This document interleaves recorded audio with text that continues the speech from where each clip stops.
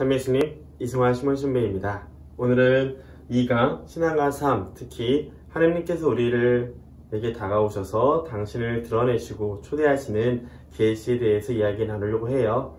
우선 교리를 시작하기 전에 기도 먼저 해야겠죠? 저번 시간에 했던 거 기억나시죠? 성호경, 성부와 성자와 성령의 이름으로 아멘. 네, 오늘은 특별히 주님의 기도로 시작하겠습니다. 하늘에 계신 우리 아버지, 아버지의 이름이 거룩히 빛나시며 아버지의 나라가 오시며 아버지의 뜻이 하늘에서와 같이 땅에서도 이루어지소서. 오늘 저희에게 일용할 양식을 주시고 저희에게 잘못한 일을 저희가 용서하오니 저희 죄를 용서하시고 저희를 유혹에 빠지지 않게 하시고 악에서 구하소서. 아멘. 성부와 성자와 성령의 이름으로 아멘. 네, 이제 매주 기도문을 하나씩 알려드릴 텐데요. 그 기도문을 가지고 같이 한 주씩 외워서 하시면 기도 생활을 하시면 되겠습니다.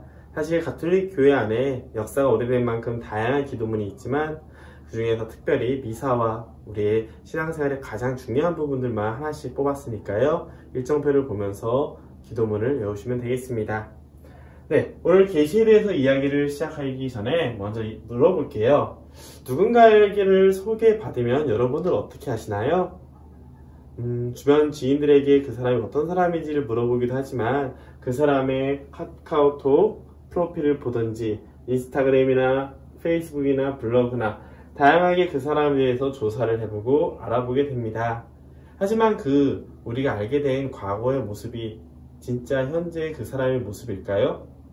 그 사람이 했던 결과들을 보고 대충 어떤 사람이구나 라는 생각을 할 수 있지만 어쩌면 그 사람이 일부러 자신의 이미지를 만들기 위해서 좋은 사진만 올릴 수도 있고요. 또 시간이 지난 다음에 사람의 심정이 바뀔 수도 있고요. 이런 다양한 이유가 있기 때문에 그 사람의 과거를 통해 어떤 사람인지를 짐작할 수 있지만 그 사람에 대해서 온전히 알 수는 없습니다. 마찬가지로 우리 신앙 역시 하느님의 흔적들, 그분이 이루신 결실들을 보고 하느님의 존재에 대해서 우리는 어렴풋이 알 수 있지만 하느님이 어떠한 분이신지, 그분이 우리를 어떻게 이끌어 가고 싶어 하시는지, 우리에게 무엇을 주실지 그런 것에 대한 것을 알 수가 없습니다. 그렇기 때문에 가톨릭 교회에서 하느님께서 우리에 대한 사랑으로 먼저 다가오셔서 본인을 드러내시고 어떻게 우리를 인도하시고 어디로 데려갈지를 알려주는 것이 바로 계시라고 합니다. 이러한 계시는 하느님께서 왜 우리에게 드러나셨습니까? 인간에 대한 사랑이지만 특별히 그분께서 우리가 그저 맹목적으로 따라오는 것이 아니라 당신의 뜻을 미리 알려주셔서 그분의 본성에 우리가 자유롭게 선택해서 참여하시기를 원하셨기 때문에 이 본성에 참여하도록 하는 초대가 계시의 목적이 됩니다. 이런 거예요. 제가 누군가를 참으로 사랑한다면 그 사람을 위해서 나의 많은 것을 내어줄 수 있을 겁니다.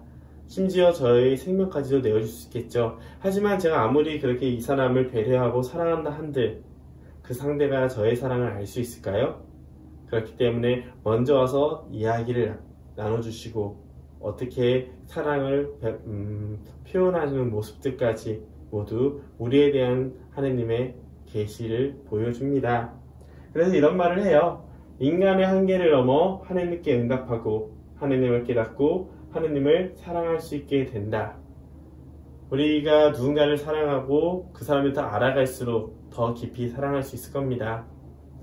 그 사람이 무엇을 좋아하고 무엇을 싫어하는지를 안다면 그 사람이 좋아하는 것을 우리는 선택할 것이고 싫어하는 것을 멀리하게 될 거예요.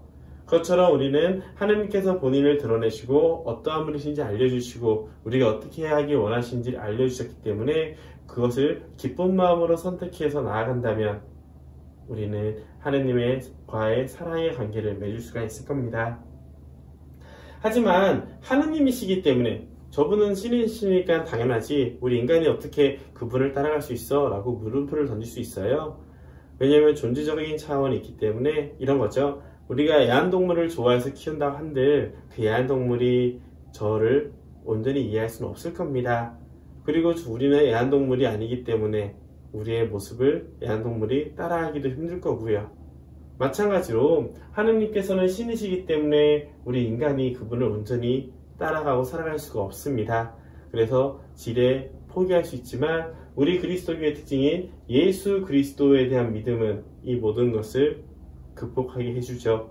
바로 예수님께서 사람이 되셔서 당신을 온전히 드러내셨고 우리가 어떻게 살아가야 되고 행동해야 되는지에 대해서 말씀과 행동으로 다 전해주셨기 때문이에요.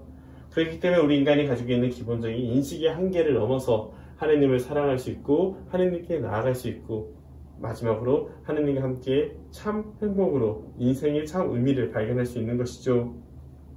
그렇기 때문에 우리는 이런 식으로 표현합니다. 예수 그리스도는 공적 계시의 완결. 하느님께서 사람이 되셔서 온전히 보여주셨으니 모든 계시는 이때 끝난 거겠죠. 다만 예수 그리스도를 통해서 계시는 완결되었지만 시대를 살아가면서 우리는 그 계시의 내용을 점진적으로 파악하게 됩니다.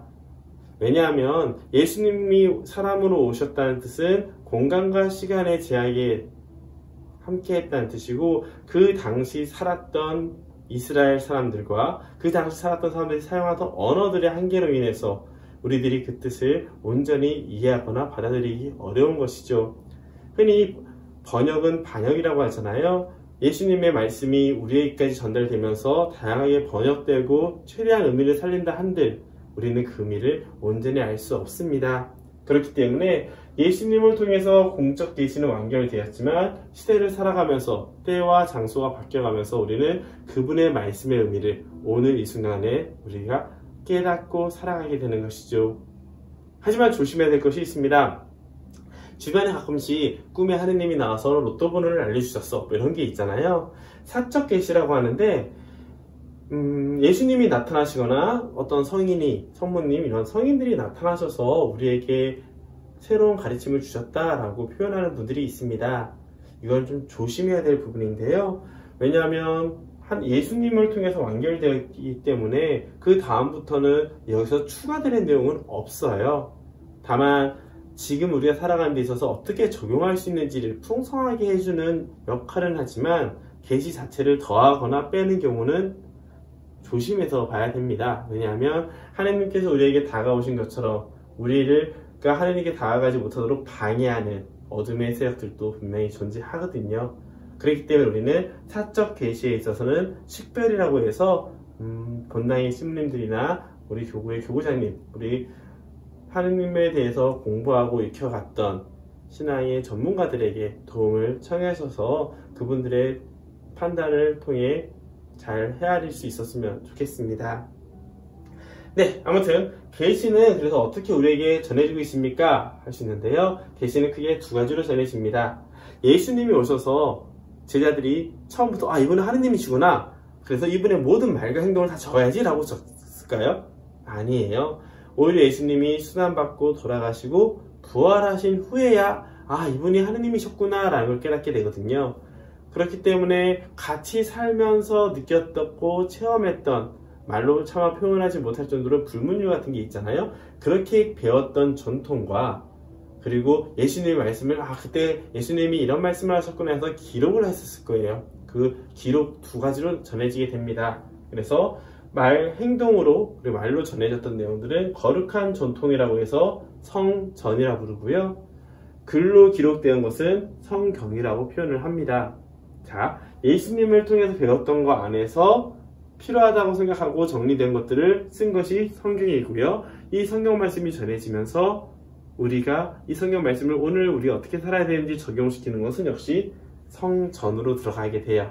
좀 이따 자세하게 설명을 드리겠습니다. 그래서 거룩한 전통은 크게 두 가지로 나눠져요. 예수님과 직접 함께했던 제자들로부터 시작한 사도 전승이라는 것이 있습니다. 이것은 변하지 않아요. 그때 전해졌던 내용이 계속 우리에게 전해지고 있습니다. 다만 시간과 장소의 변화에 따라서 적용되는 부분들이 조금 어떤 곳은 좀 넓게 어떤 곳은 좁게 적용되는 식으로 그때그때 기준에 맞춰서 적용을 하면서 늘어난 것을 우리는 교회 전승이라고 표현을 합니다. 이 교회 전승의 특징은 얼마든지 수정되고 보완되고 폐기될 수가 있어요. 이 시절에 필요한, 예를 들어서 지금 어떤 전염병이 돌아서 온전히 신앙생활을 하지 못하는 경우에는 방송 매체를 통해서 미사를 참석하는 것도 괜찮다라고 표현할 수 있지만, 전염병이 어느 정도 안정된 다음에는 성당에 와서 미사를 해야 된다라는 식으로 수정되거나 폐기될 수 있는 것이죠. 그 기준은 바로 교도권이라고 해요. 교도권이 무엇인가요? 네, 교도권은 신앙의 유산, 우리 사도로부터 그리고 교회로부터 내려오는 수많은 다양한 신앙의 유산들이 있어요. 어떻게 하면 기도할 때 기도의 여러 가지 방법도 있겠고요. 교리를 어떻게 적용하는지 그 풍부한 교리들도 있을 거고요. 그런 신앙의 유산에 대해서 이것을 이 시기에 맞다 틀리다, 어떻게 적용하면 된다, 어디까지 하면 된다, 여기까지는 안 된다, 이런 식으로 해주는 것은 12사도의 후계자, 예수님의 직제자인 12사도의 후계자들인 주교님들을 통해서 맡겨져 있습니다. 곧 로마의 주교인 베드로의 후계자, 곧 우리가 알기는 교황님이겠죠. 그리고 교황님과 일치를 이루는 주교들을 통해서 맡겨져 있다고 해요. 그래서 우리는 한 가르침이 전 보편적으로 온 세상에 다 적용이 되지만, 그것에 적용되는 정도와 지침은 그 지역을 관할하는 교우장님들에게 맡겨져 있다고 합니다. 예를 들어 이런 거예요. 미국이나 유럽은 춤추는 문화가 사교적인 걸로 발달되었지만, 아시아나 아프리카는 제의적인 것, 신께 혹은 무언가 기도를 통해 혹은 예식에 활용하는 식으로 발달됐거든요. 그래서 미국이나 유럽 같은 경우는 미사 중에 춤을 추구하는 것을 하면 안 된다는 식으로 지침이 내려지지만, 아시아나 아프리카에는 춤을 춰도 괜찮다라는 식으로 지침이 내려지거든요. 이런 식으로 그 지역의 특징에 맞춰서, 그 전통과 문화에 맞춰서 정하는 것은 그 지역에 담당하고 있는 주교들을 통해서 맡겨져 있습니다. 바로 이런 것을 교도권이라고 하고요. 주교님들이 모든 걸 다 할 수 없기 때문에 주교님들과 저희 주교님의 협조자인 신부들까지도 여러분들을 지도하고 이끌어주게 되는 권리이며 의무가 있습니다.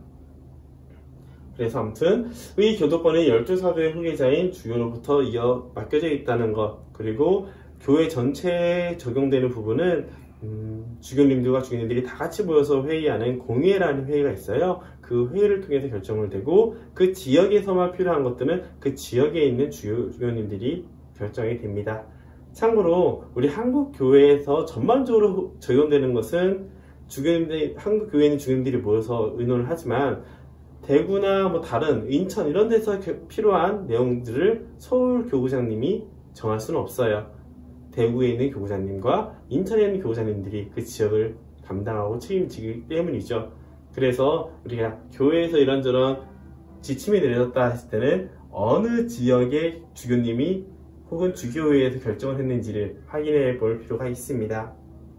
네, 성전에 대해서는 이 정도만 알고 있으면 신앙생활 하면서 궁금할 때마다 물어보시면 되겠고요. 두 번째로 성경에 대해서 아마 여러분들이 가장 많이 접하는 계시 전달의 방법이고, 그리고 가장 많이 궁금하시는 내용일 거예요. 성경은 어떻게 이루어졌느냐?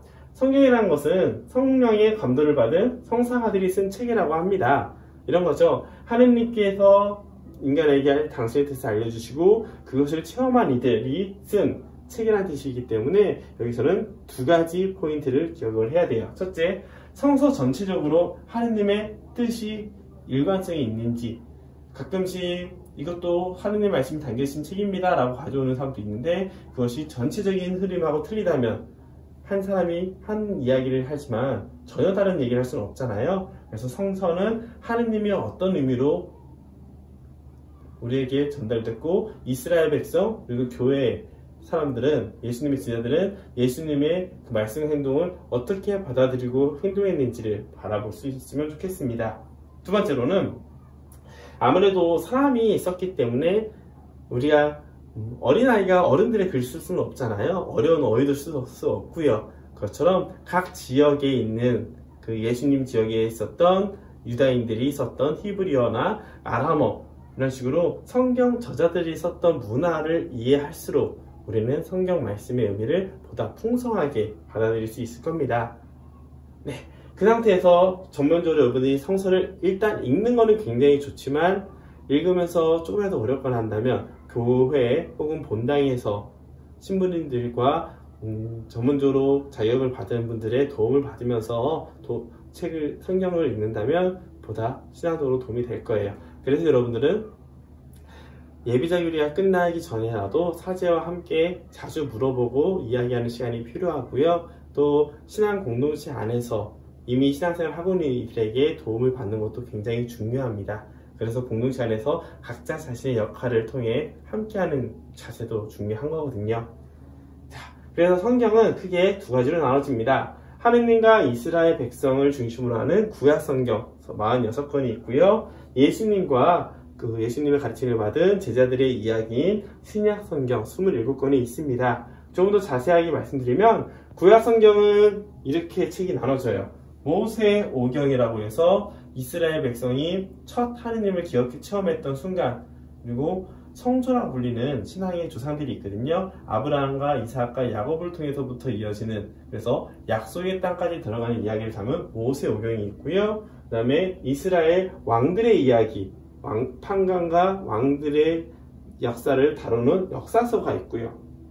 그리고 시서와 지혜서라고 해서 인간의 입장에서 세상에 있는 하느님의 뜻을 발견한 그것을 기록한 내용이 있고요. 마지막으로 역사 안에서 존재했던 예언자들의 글들을 모아놓은, 이것은 예언서의 길이에 따라서 대예언서와 소예언서라고 표현을 하는데요. 예언서들이 있습니다.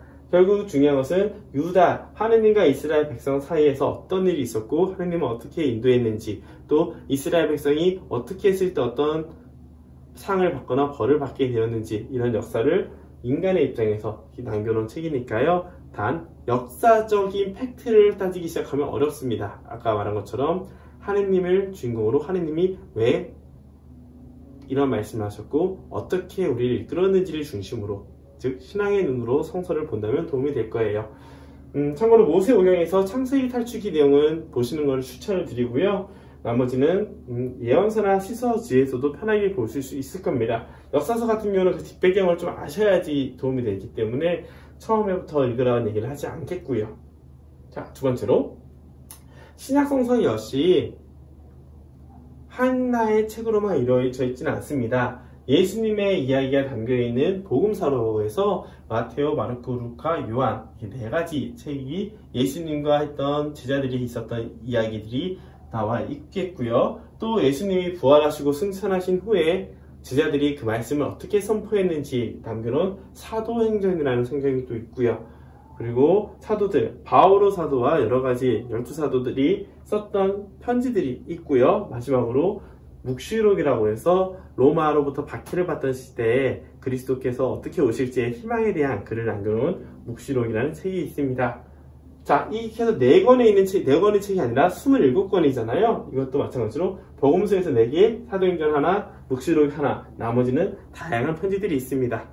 구약성서 역시 모세오경이 5권이고 역사서, 예언서, 시편과 지혜서가 각각의 여러가지 책으로 나눠지기 때문에 전부 합치면 46권이 되겠고요. 중요한 것은 여러분들이 성서를 읽을 때 꼭 예수 그리스도를 중심으로 봐야 된다는 거예요. 만약 구약성서만 바라본다면 유대교랑 차이가 없을 거고요. 또 신약성서만 바라본다면 예수님의 이야기의 말씀의 진짜 의미를 발견하기 어려울 겁니다.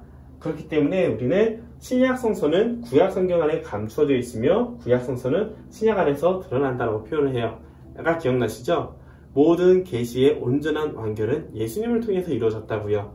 즉 예수님이 오시기 전에 있었던 이야기들은, 즉 신약은 구약에 감춰져 있고요. 그래서 예수님의 이야기를 미리 예표하는 거고, 예수님의 말씀과 행동이 어떻게 적용되는지는 신약성서에 나타나게 됩니다. 그래서 구약에서 나타난 것이 신약 안에서 드러난다라고 표현을 하는 것이죠.